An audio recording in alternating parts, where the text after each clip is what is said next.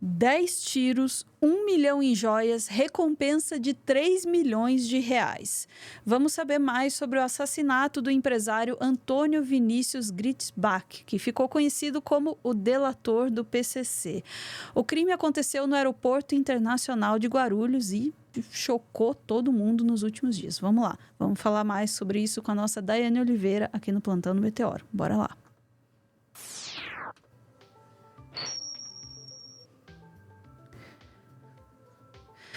Daiane, esse é um crime realmente, assim, chocante. Não tem outra palavra para isso, né? Que choca, né? Exatamente. Impacta bastante. Impacta por alguns pontos, né? Primeiro que foi uma violência, foram 10 tiros deflagrados contra esse pessoa. O Antônio, ele tinha 38 anos e foi alvejado justamente à luz do dia, era 16 horas, na saída do aeroporto, né, do desembarque no Terminal 2, ali, e no Aeroporto Internacional de Guarulhos, um dos maiores do país. Então, assim, choca. E detalhe é que ele estava, inclusive, com segurança, e aí tem, logo após, né, a execução, toda uma história apareceu por trás disso. Eu vou te pedir, por favor, Ana, para colocar primeiro ouvido a matéria que traz, né, da TV Itatiaia, a informação sobre a morte, a execução, mas a gente inicialmente já vai chamar atenção para uma coisa que é o seguinte: esse homem, ele estava com uma mala, né, que tinha aproximadamente 1 milhão em joias, e a cabeça dele, para o PCC, valia 3 milhões. Caraca. Existia uma recompensa de 3 milhões para a execução desse homem, que rejeitou ser protegido no programa de testemunhas, porque, segundo o promotor, ele não queria mudar o seu padrão de vida. Por favor, né? Bora lá. Paulo, mais informações sobre o assassinato dentro do Aeroporto Internacional de Guarulhos, que é o maior do país. Yuri Cavalieri, boa noite para você, bem-vindo. Muito boa noite, Alain, a quem nos acompanha. O DHPP, Departamento de Homicídios e Proteção à Pessoa, e a DEATUR, a Delegacia de Atendimento ao Turista, estão investigando esse assassinato, que já é apontado como uma execução. O alvo seria ligado ao PCC, o empresário Antônio Vinícius Gritzbach, mandante, inclusive, da morte do traficante Anselmo Baquelis Santa Fausta, o famoso Cara Preta, e também Antônio Corona Neto, o sem sangue, que seria motorista de Anselmo. Esses assassinatos ocorreram em 2021 e Gritzbach, o assassinado hoje, ele era réu por esses crimes. De acordo com a Polícia Militar, esse ataque ocorreu por volta das 4 da tarde no Terminal 2 do aeroporto de Guarulhos. Ele estava voltando de Goiás aqui para São Paulo, acompanhado da namorada. Ele foi surpreendido quando pisou do lado de fora do terminal. Outras 3 pessoas ficaram gravemente feridas nesse tiroteio e foram levadas ao Hospital Geral de Guarulhos, na Grande São Paulo. Segundo a PM, cerca de 5 indivíduos desembarcaram de um veículo preto e efetuaram os disparos contra Gritzbach. Um carro com as características foi localizado abandonado em uma avenida próxima ao aeroporto. Nele foram encontradas munições de fuzil e também um colete à prova de balas. Antônio Vinícius Gritzbach estaria num processo de delação premiada com o Ministério Público de São Paulo. Ele deixou a prisão em 2023. Ele prestou depoimentos ao MP nos últimos 6 meses, sendo o último há 15 dias. Ele era réu por lavagem de dinheiro de mais de 30 milhões de reais provenientes do tráfico. Ele entregou vários esquemas do PCC e deu pistas de ilícitos cometidos e ainda iria entregar mais. Segundo as investigações, Antônio Vinícius Gritzbach chegou a ter influência grande em células do PCC, tendo participado inclusive do Tribunal do Crime, quando se avalia se o integrante deve ou não ser assassinado por deslealdade à facção criminosa. Até agora, nenhum suspeito dessa execução foi localizado. É isso, né? Muita coisa, né? Esse ponto final sobre o Tribunal do Crime é interessante a gente também destacar. O empresário, ele enfrentava 2 processos pelo assassinato de 2 criminosos, né? Dois envolvidos ali com o PCC, que seria um narcotraficante, Anselmo Bete Santa Fausta, de 38 anos, que era conhecido como Cara Preta, que foi citado justamente na matéria, e o outro é o Noé Alves Ichaun, que foi acusado de ser executor de um crime, um assassinato no mesmo bairro, e esse homem, inclusive, teve a cabeça decapitada. Então, além dessas duas pessoas, ele também tinha outros crimes ali que ele foi envolvido. E o Cara Preta, nesse caso, esse que foi assassinado, teria entregue 40 milhões para esse homem que acabou de ser executado em criptomoedas, né? Então, tem muita coisa por literalmente debaixo do pano. A polícia, o Ministério Público disse que não pode falar ainda sobre o Antônio Gritzbach, que não pode revelar as delações, justamente porque tem muita coisa, inclusive as delações recentes que estão sendo levantadas informações. O que se sabe é justamente isso. O Antônio Gritzbach, ele estava voltando de Maceió, ele estava já com dois seguranças. Um dos seguranças estava, inclusive, com o filho dele, e ele estava voltando com a namorada dessa viagem, que ele trazia uma mala com mais ou menos R$1 milhão. Aí eu vou te pedir, Ana, por favor, para colocar a matéria. Pois é, a matéria que traz justamente que ele tinha nessa mala cerca de R$1 milhão. Aí tem algumas fotos, né, imagens sobre as joias, que essas joias seriam por um pagamento de alguma transação que ele fez. E é um ponto muito delicado, muito interessante, porque é uma pessoa que foi apontada como lavagem de dinheiro, né? A gente tem aí o Ministério Público e a polícia ainda não informou sobre a declaração dessas joias, né? Mas são joias que têm um valor extremamente alto, Rolex e outras joias, anéis. Eu vou falar agora só a lista das joias que estavam nessa maleta e que não foi levada. Então, isso já foi o primeiro indício de que não foi um assalto, um latrocínio, e sim uma execução. Foram 11 anéis de metal prateado, 6 pulseiras, 3 colares, 10 pares de brinco, 1 par de argolas, uma pedrinha azulada, que foram as joias encontradas dentro dessa maleta.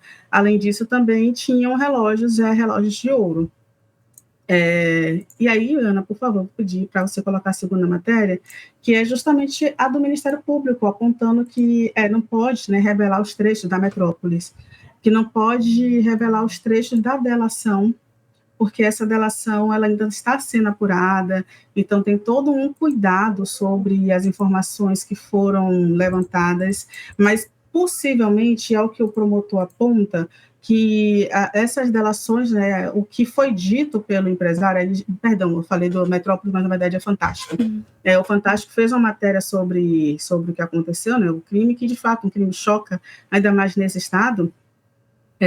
E a informação que foi dada pelos promotores, pelos especialistas, é que esse homem, ele seria uma pessoa que teve uma ligação profunda ali com o PCC, que ele, infelizmente, se envolveu com crime de alguma forma. Primeiramente, esse envolvimento era apenas para um processo de lavagem de dinheiro, depois ele se aprofundou, inclusive sendo uma pessoa muito importante nas relações, ele chegou a ter uma briga, motivar uma briga interna dentro do PCC, motivo pelo qual ele, né, achou que era mais seguro fazer o processo da delação, porque ele foi preso no ano passado. Ele começou a fazer o processo de delação, mas, repito, ele não quis entrar para o programa de proteção à testemunha. Justamente pelo acordo da proteção à testemunha, o Vinícius ele foi solto, mas acabou sendo denunciado posteriormente pelas mortes, né, essas mortes que a gente falou, e ele aguardava em liberdade de julgamento. Então, ele podia tranquilamente viajar, ele não podia deixar o país, e, logicamente, cada viagem era reportada. E ele tinha apoio de proteção de escolta policial. E esse é um outro ponto, ele tinha uma escolta policial. O Ministério Público, né, informa que teve algumas reuniões com ele, etc. e tal, e justamente pelo fato dele ter essa escolta policial, justamente porque ele fez as denúncias também na Corregedoria de Polícia Civil, explicando, 8 dias antes do ataque no aeroporto, o Antônio Vinícius tinha denunciado a Corregedoria da Polícia Civil que havia sido roubado por investigadores. Então, ele, além de ser uma pessoa que o PCC procurava, ele também tinha acabado de fazer uma denúncia à Corregedoria da Polícia Civil. E aí ele contou que levaram a bolsa com cerca de 20 mil reais de sua casa e uma caixa com uma coleção de relógios luxuosos que foi devolvido, mas com 5 relógios a menos. E essa foi a denúncia que ele fez. Depois ele reconheceu um desses relógios em várias fotos das redes sociais na mão de um policial. Depois do assassinato dele, logicamente, esses policiais foram afastados depois da execução. Os PMs trabalhavam, e detalhe, os PMs que também trabalhavam na segurança de Vinícius foram ouvidos e também foram afastados das funções na corporação temporariamente.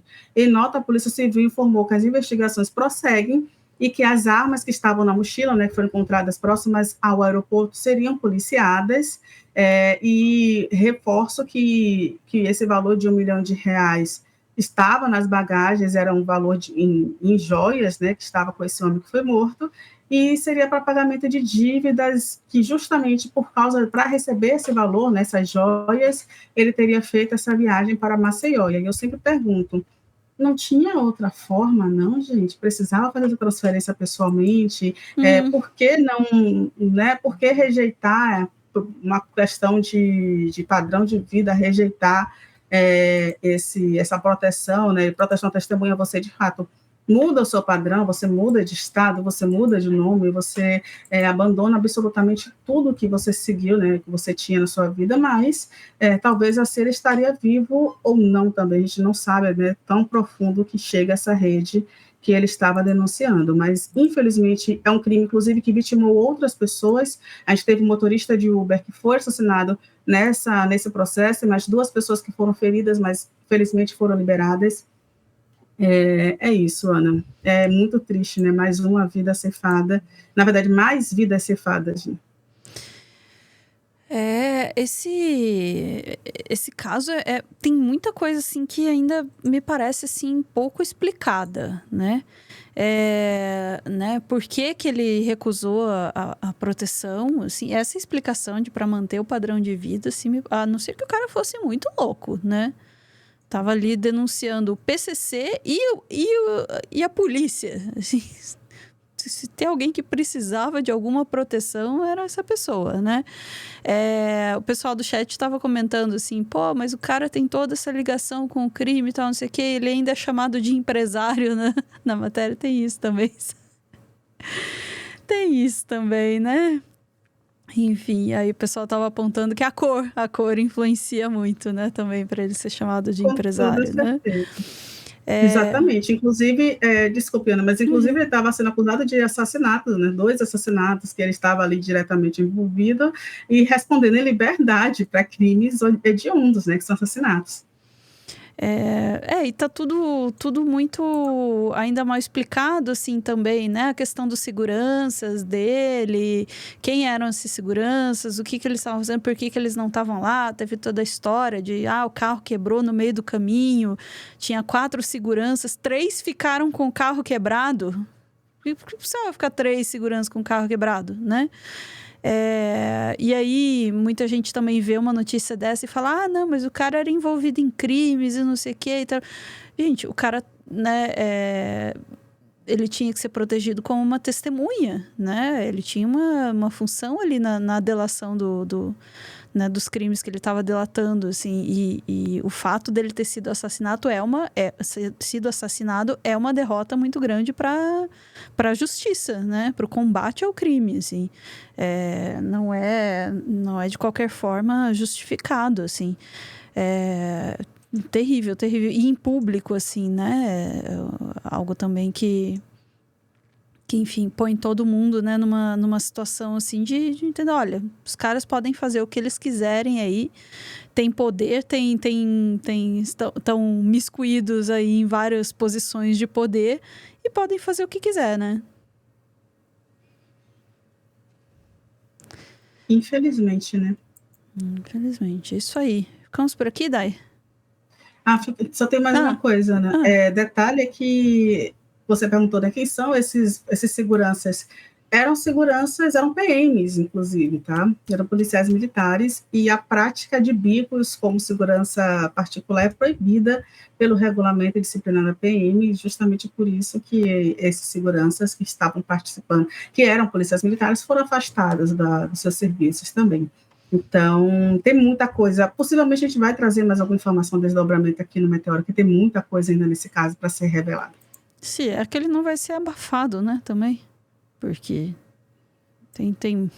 acho que tem muita gente graúda envolvida nisso aí, não é possível.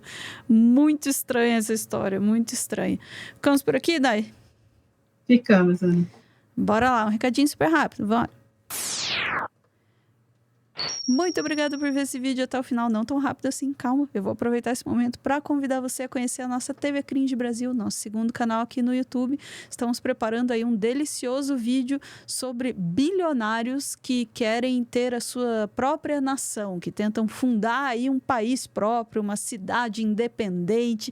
Não precisam desse negócio do Estado malvadão aqui. Nós somos libertários e vamos ter o nosso próprio país. Spoiler, não. Fica aí a dica na nossa TV Cringe Brasil. Você pode ir lá e assistir, mas só se você quiser, tá? Vai entrar no ar essa semana. Enquanto isso, tem um monte de vídeo legal ali sobre a democracia falida americana, sobre jogos de Pokémon feitos por brasileiro e algumas pérolas ali sobre Elon Musk e suas ideias muito ruins. Muito ruins. Fica a dica. Beijo, chat. Volta em instantes.